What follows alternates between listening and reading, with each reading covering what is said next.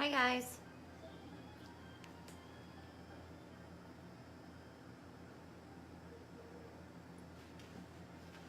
We'll wait for a few of you to come on yet.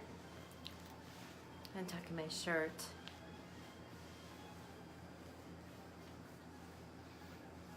A little hot red mess today.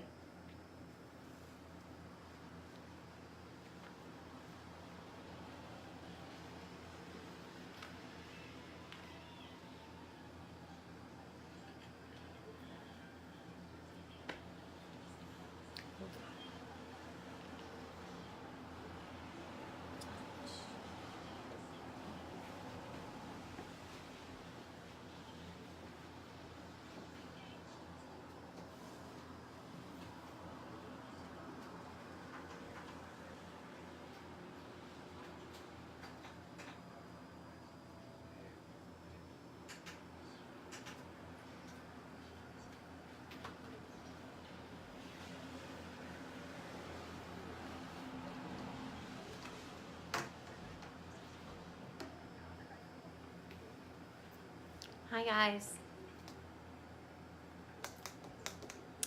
Okay, well we're just gonna start now.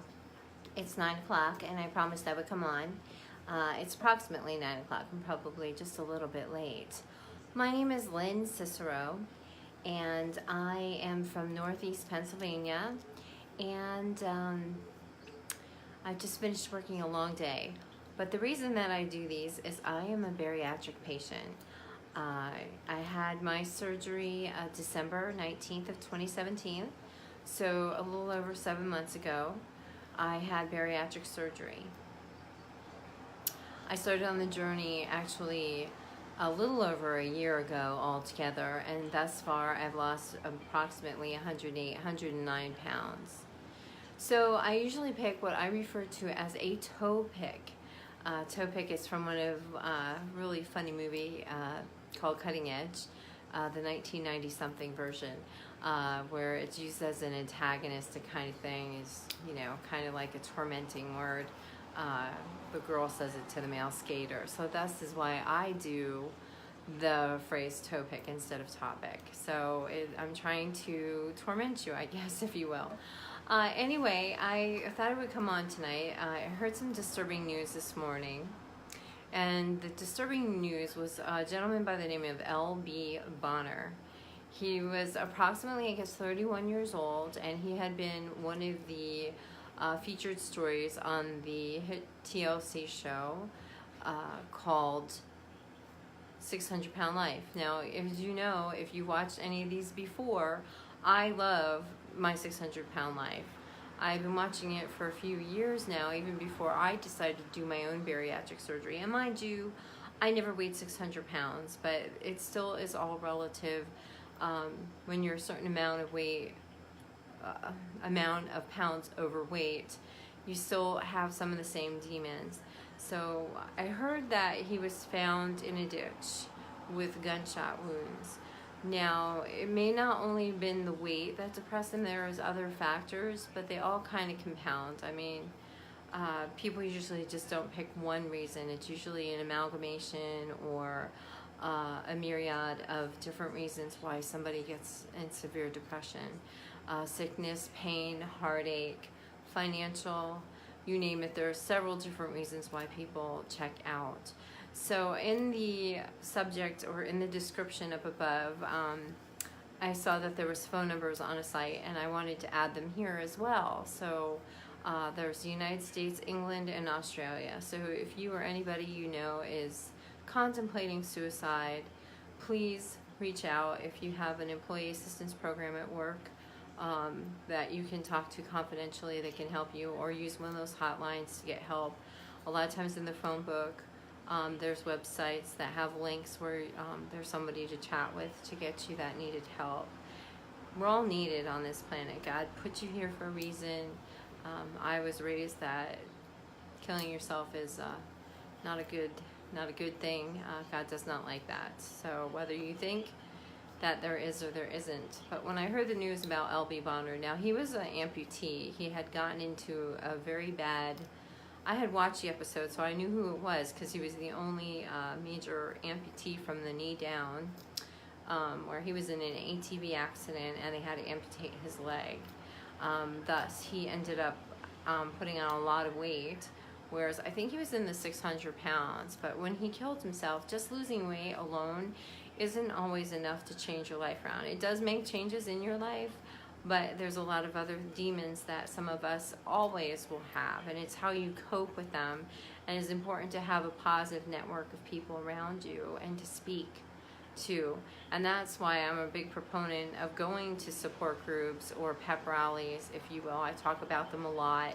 Sometimes I do my live videos from the car waiting to go to one of these meetups, so you can talk about different things. And it's not always about weight. It could be different reasons. Now, when I watch, hey, hi, Christy. So, Christy, what I was talking about was, I had read that L.B. Bonner had committed suicide. He was a 600-pound life person that seemed to have his life was going in the right direction. I was reading a lot of his posts over the last few months, and there were little hints there where he moved, and he had a great opportunity. His father had just gotten out of the hospital. I guess he had something. He also, got a new prosthetic. He did a GoFundMe to raise money for a new leg because obviously he lost a lot of weight and he had to get a smaller prosthetic. He also was having major tooth pain, and it was going to cost him a lot of work. So I don't know. Sometimes you wonder if someone was given bad news. I also get the feeling that him and his girlfriend might have broke up, although it didn't outwardly say. It just seemed like she just kind of fell off in some of his posts. So sometimes heartache does it. So we may never know the real reason why he killed himself and was found in a ditch outside. I guess he killed himself yesterday. And you all know I'm a Christian, so if you're not a Christian, I respect that. I'm a Christian, so I like going to say a prayer for him tonight, and that he found peace, and that he's now an angel in heaven. But it's a very, very sad story, and very, very serious story, if you will, because sometimes, in his case, he turned to food as a coping mechanism. We talk about transference a lot. Some people are food addicts, and some people will take the food and they get a handle on that, but sometimes it ends up morphing into another. It ends up morphing into another thing. It ends up morphing into alcoholism. Yeah, it's really sad. Alcoholism, drug addiction, sex addiction, different kinds of addictions that you could possibly think of. Hurting yourself. I've known people who will, cut themselves or stuff. There's a lot of different things, and some people don't get any kind of transfer addiction, or they take that food addiction and they turn it into something positive. Maybe they turn into an avid runner. Maybe they turn it into somebody who does something charitable. Maybe they read books. Maybe they have the money and they shop, or there's other things that it can manifest into a positive way and not a negative way. So over the years, we've heard about suicides. Robin Williams was one of the most shocking, the comedian, because sometimes behind every smile is a sad person. One of the posts that I remember reading from L.B. Bonner was that it was like a quote about you could be amongst a lot of people and still be alone in the room. And that was kind of really sad when you think about it. And I think about people who have become fluffy, and they end up isolating themselves. I mean, if you ever look at the 600-pound life people, they don't go outside. So it's whatever comes to them. So, but even if you're not 600 pounds and you are overweight, maybe 50, 100, 150, 200 pounds, you might stay and not go to birthdays, wedding showers, or anything like that. You don't do anything because you're afraid of being judged. You're afraid of being bullied. You're afraid of the judgment. And you therefore, even though maybe you weren't depressed before, you can become depressed by having to be in that life, in that closed off life, and you end up judging yourself, and you don't get acclimated that life is difficult. I often talk about a book that I read, which if anybody's watching or watching this in rerun version as well, there's a great book that I read back when I was in college, and I did a paper on it, and I always refer to it because it was probably one of the books that actually had a great impression upon me. That is Scott Peck's The Road Less Traveled. And the very first line in it is, life is difficult. So many people look at other people's lives, especially here on Facebook or Instagram or anywhere else, YouTube, and you think people have it going on. Now, if we had looked at LB Bonner and we thought his life really turned around, he lost, I think he was in the 200 pounds somewhere, between 200 and 299 pounds. He got a new prosthetic. He, had a new job. He got to move to the Carolinas. Yeah, he seemed to have some hiccups, but he seemed to be handling it really well. And then all of a sudden, you wake up and you find out this morning that he did himself in. Well, why is that? What brings you to that part? Sometimes, maybe when he was 600-something pounds, he only had a small network of people. So he moved to a new town, and maybe he felt really alone. Everything changed. He was having tooth problems. He was even having leg problems because he was pushing himself to run. He took food out of the equation. From what I also understand, he used to have a drug issue 15 years ago, or an alcohol issue. I'm not sure. Don't quote. You can Google and read his page himself. But these are all different things. That's why it's important when you go on this that maybe you don't tell the whole world. I know some people don't tell anybody, and I always think that's a bad idea. You should tell somebody who's going to support you, and you need to let it out. One of the other interesting things is that his last post talked about make sure you tell people how you feel. But I'm not sure how that worked, because he posted that and then he did himself in. But he was saying maybe he just didn't feel he had anybody to tell anymore. So what you want to do is you want to tell a few people, and you want to surround yourself by a few really good people, maybe 5, 6 people who you want to emulate, people who are positive in your life, people that get you and that aren't going to judge you, but also going to help you along your journey. You don't need the negative nillies, you don't need the condemnation, you don't need the condescension in your life on why you're doing this. Also, you're going to need, if you're feeling any of these things, you're going to need professional help. That's why when you go on this journey, they do talk to you about some psychological stuff, some basic stuff. But if you need more than that, many employers offer what's called Employee Assistance Program. Please pick up the phone and call them, or again, write down the numbers, put them in your phone if you sometimes feel that way. Because suicide, and I read this, suicide is a permanent solution to a temporary problem. Unless you're terminal, money doesn't matter. You can't take it with you. Romance, relationships, yes, someone's going to break your heart. And you know what? You lived through it. You can live through that, because for every person that breaks your heart, there's another one who can fill it up. And you have to learn to love yourself, right? And he was on that right track. I just feel so bad. So he had all of these 900, or I forget how many people were following him on Facebook. A lot of people were following him on Facebook. A lot of people were showering love, but he still felt alone. I just think that he kept thinking that if he lost the weight, that he would just, his whole life would be so much better. And yes, it was better, but he still had other demons behind it. So make sure, when you watch 600 Pound Life, you'll see these people lose weight, they'll stall, but they have other demons that aren't working out there. So what you need to do is you need to, but not only if it's not you that's reaching out, you need to recognize it in your loved ones around.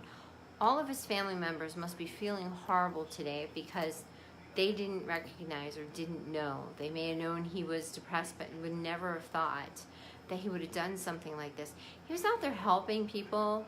When he didn't have any money, he would run like a little contest, if you will, What you see on here, sometimes people watch and they think, well, I have my whole life together, and I really don't. I'm just like you. That's why I always refer to myself as the girl next door. I'm the girl that lives next door to you your whole entire life. And at times, I too get depressed. I too have had my heart broken. I too have had financial issues. I've had so many different things. I've had death. I've lost my dad when I was young. I lost my mom 8 years ago, which broke my heart. She was the love of my life. I have some estrangements in my family. I have, aspirations to do other things in life that I haven't been able yet to grasp or reach. So some people come on here and go, oh, there she is. Oh, she's got her whole life and everything's good and everything goes smooth. That's not true. I tell you, and I tell this to everybody long before even this, even when I was thick, fluffy, big. Knock on, people kind of wallow in things that happened to them as a child.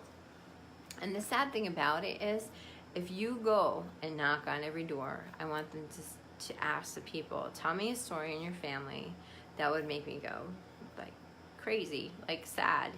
Tell me the saddest story in your family, or what happened to you. And you'll be surprised that everybody has a story.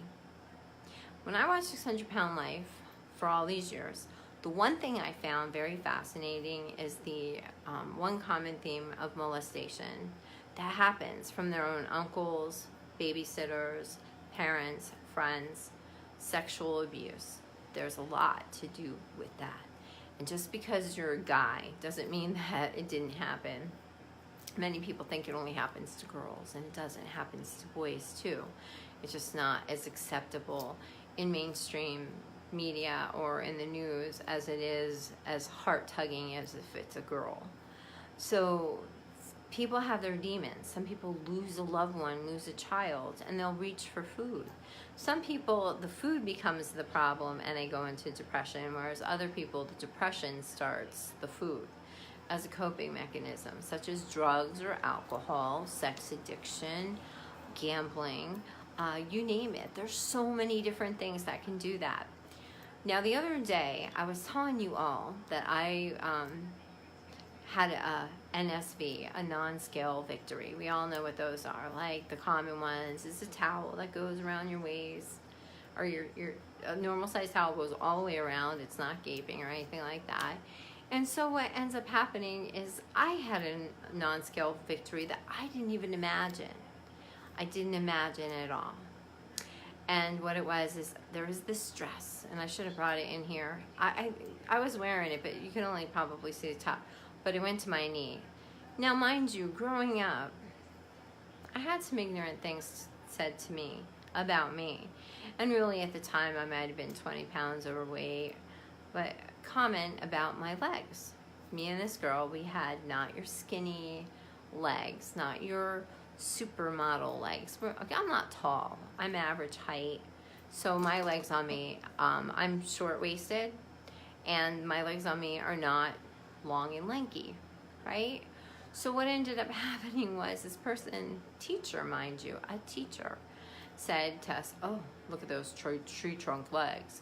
Well, that was mortifying. First of all, I was very afraid of men in the first place, boys. I just really was very shy when it came to them. I just wasn't very good at relating unless I thought it was non-relationship wise. So to have a male figure who said something like this made me think of all the boys who would just look at my legs, and he devalued me.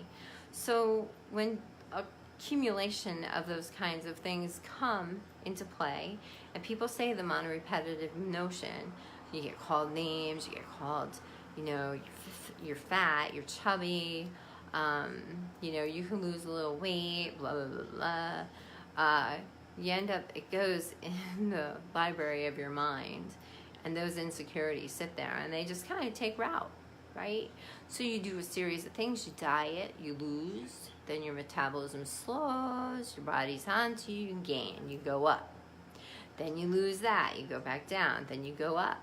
then you go up a little further, and then thus one day you are overweight, your BMI is crazy, and so then you end up looking in the mirror and you're like, well, if they called me thick, fat then, what are they saying to me now? No guy is gonna want me. That guy, when I was 20 pounds overweight, he was an authority, he was an adult figure, he said that. That tiny little thing just set the motion. Now mind you, I don't have a dad who would tell me I was beautiful. I mean, I had a stepfather, and I think he may have felt uncomfortable telling me I was beautiful, because he wasn't my biological dad, because they're of a different generation and sometimes they don't know how to relate to you. So I didn't have that quote unquote male positive thing, and that's nothing against him. It's hard to be a step parent, so I don't disparage anybody in that.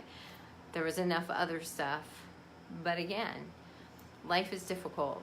Road less traveled, Scott Peck. Sometimes you have to get past that. You can't just constantly look to the back. I look to it now only as a reference. I don't dwell in it. But I wore this dress with very many insecurities starting from a comment like that. And my non-scale victory was the fact that I felt really cute. And I really actually looked down and it looked really I was getting compliments left and right, and it made me feel good. And that actually, a veil of sadness lifted off of me. Now, all those veils of sadness can take you into depression. So that non-scale victory lifted that negative phrase that was bestowed upon me when I was 17 years old. But it took a long time, right? You have to have some of those things happen to you on a continual basis. And you need to go and you need to talk to other people who are going through the same thing as you're going through at the time. And that's why there's a whole lot of Facebook groups. There's people on individual journeys. I'm on here to make other people feel good, because some people are just starting their journeys. They're starting, their surgery dates haven't happened yet, or they just went for their first weigh-in. And to be able to see a whole lot of befores and a whole lot of afters. But don't fool yourself, because it's only a package. This is a package. This face is just the face that I came with. The body is, yes, it's getting smaller. But yes, I do get depressed over some sagging skin. He may have been going through those demons too. He may have thought, hey, I'm gonna lose weight. I'm gonna be where I was when I was 18 years old, or wherever he was at his fittest, and it's gonna be the same as it was then. My love life's gonna come back. My money's gonna come back. My fitness is gonna come back. My leg isn't gonna bother me as much as I had it amputated. But see, that's the thing. It doesn't all fix all of those things. So you have to have people around you. And maybe you're not the one with the weight problem, but you have a child, you have a daughter, you have a spouse, a girlfriend, a boyfriend, a mother, a father, a friend, a coworker. People need to watch the signs, pick up on subtle hints, bestow a compliment. That is another thing when I was reading through his things. He said, do an act of kindness to somebody of the day. You don't know how you'll turn that person's life around. To me, that was actually a cry for help. He was wanting to help other people that felt like him without saying that he wanted us to help other people like him, not realizing that he was the person that needed the help. So please pick up and recognize on those things. And make sure you tell your loved ones that you love them, because again, you don't know if that's going to be the last thing that they ever hear from you. And to those who've contemplated suicide, remember, it's a permanent solution to a temporary problem. Sometimes you don't see the light at the end of the tunnel, but know that it's there. Pain, if he was experiencing pain with his leg or his teeth, it may have changed the way he thought in his head. If you have something to give somebody or share with somebody, please do it out of the goodness of your heart. I don't believe in people taking from people to give in the name of them, but when you give it to yourself to help somebody, When you're driving down the road, or someone cuts you off, and I'm bad at this because it does get really scary. Let somebody in. You don't know what demons everybody's going through at all. You have no idea. Make sure you tell your family you love them. Reach out to them. So again, if you have your cell phone, take a snapshot of the description, save the phone numbers, pass it on. Make sure you know who you are. Make sure you get that support. For those of you going on the bariatric surgery, realize that it may change the weight on your body, but it may not change the weight that it lays heavily on your soul and your heart. So if you have anything, there are people out there to help you. If you're a Christian, even a non-Christian, search out your local clergy. I don't care if you're not Lutheran, Presbyterian, Evangelist, Methodist, Catholic, Jewish. Reach out. They will help you regardless of your religious beliefs. They really will. If they don't, then they're really not a good, charity case. There are people that will help you. If you don't have the money for help, they will find money for help. But make sure you seek help. And if you're going on the bariatric surgery for weight loss, there's usually psychologists that you consult with. And please pick up the phone, talk to them, ask them for help, please. And don't ever think that my life is perfect or it's gotten so much perfect and that you're envious of anybody. Not only, I'm not saying anybody be envious of me really, but I too have looked at people and I've been envious of them. I do go through my own battles. I told you that I have a bit of body dysmorphia. Whereas I perpetually think I'm at the weight of 220. Whether I weighed 1,000,000 pounds, I thought myself smaller. Now that I'm smaller, I have a hard time picturing what I look like now. And that could be another factor. Like I said, it can layer. He may have still felt that he was too big and didn't see how far he's come, because that's something that plays with your mind. I can't help but think that he felt like he may not have been a complete person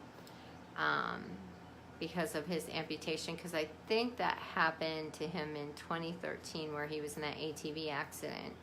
And maybe he thought by losing all the weight that everything would change, but the reality set that he never really coped with the loss of his leg. So a lot of changes doesn't give people a great acclimation. They think that everything's going to change overnight, and it doesn't. You have to do little things to yourself every single day to improve your day. And he was an inspiration to so many people. When you see the outpouring from across the nation and other countries, that he touched people, he motivated people. The things that he would post were beautiful. I love so many of his quotes. He was a very good soul, and he should not have gone. He was only 31 years old. He had so much to give. Tomorrow is the afterlife, or whatever you think happens when you die, is always going to be there. It's not going to go away. It's always going to be there. So stick around. It's only money. It's only love, or romance, or a person, or physicality.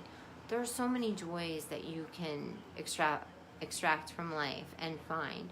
But you have to be willing to fight for it. And I know some people are really hurting. That's why, please, if you recognize somebody who's hurting, cop a squat with them. Keep your eye on them. Have a slumber party every night with them until they come out of their funk. Because sometimes it's just temporary. The problem is the little voices in the head, they start talking and there's nobody around to drown them out. And you just can't take it anymore. And just because someone smiles a lot does not mean they're not hurting. Now, mind you, I'm sticking around. I love my sisters too damn much, so don't be reading into what I'm talking about. But I too know what it's like to be depressed. So if you have to, pop in a movie, play some sad music and have a cathartic cry. That's about as far as I go. I've cried over a guy. When you get my age, you realize really there's going to be somebody else. When God shuts one door, he opens another for you. And I really believe that. And if he doesn't, then you kick that other door down and you just keep looking for happiness and you keep trying. And not only keep trying, but also work on yourself. Work on yourself. And don't take no for an answer. You can beat the old you. You know her better than anybody else or him. In my case, I know her better than anybody else. I know what her pitfalls are. I know what she's capable of, and I know what her Achilles is. So I'm going to kick her butt. I'm going to take names. I'm going to lose the rest of this weight, reach my goal of $135. I've come a long way, baby. And I've been thin before. I've been fluffy, and we're going back the other way, and I'm going to work on all those things that I really want. And you know what? If I go broke, I go broke, right? Someone breaks my heart, they break my heart. But you know what? I got one chance to do this right, and I'm going to do it right, and it isn't going to beat me because I'm tough. And you are too. You can do it. And if you need me, again, I am not a medical professional. I wish I was, but I'm not. But I can help direct you. I can lend you an ear.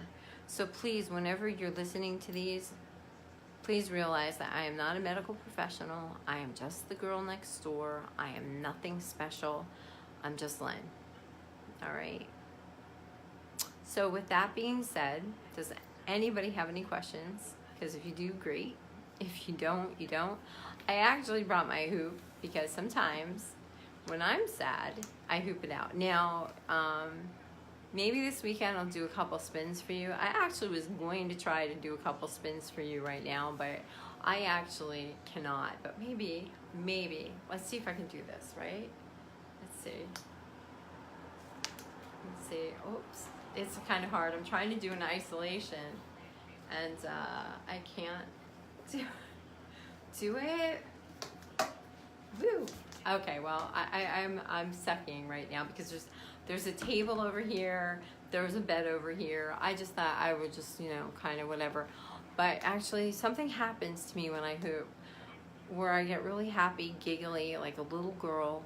I really do love hula hooping. I love dancing. Find the thing that turns your mood around and changes it, definitely. So with that being said, guys, I think I'm going to call it a night. I have a lot of things to do tomorrow. If you don't have any questions, please, make sure you send me a Facebook private message if you have any questions. You have any toe picks we can talk about. Everyone say a prayer for LB Bonner tonight and his family and his friends, and hope that he finds peace if you're a praying person. Again, I'll see you this weekend. I am going to talk to my sister about possibly doing a get-together this week, so I don't know if it's going to be cooking or just giggling sisters talking about what we hate about what do we hate about weight. Oh, that's a good title, actually. What do we hate about weight? But I'm going to see. It depends what's on her docket. Tomorrow morning, I have to get some packages out to people who purchased Amelia James. Amelia James by the Ciceros. If you're interested in any clothing, please head over there to that Facebook page. And what else do I have to do tomorrow? Oh, I have to pick up prescriptions. I was at the dermatologist today. We will talk about that on another episode of Lynn Cicero's Beauty in the Bariatric. Okay, I'm going to be titling these now so you can reference them in the future. It should all be good. I love you guys. All right, bye.